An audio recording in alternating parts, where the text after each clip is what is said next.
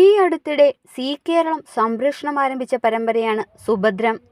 നീലക്കുയിൽ, കാർത്തിക ദീപം പരമ്പരയ്ക്ക് ശേഷം സ്നിഷ ചന്ദ്രൻ നായികയായി എത്തുന്ന പരമ്പരയാണിത്.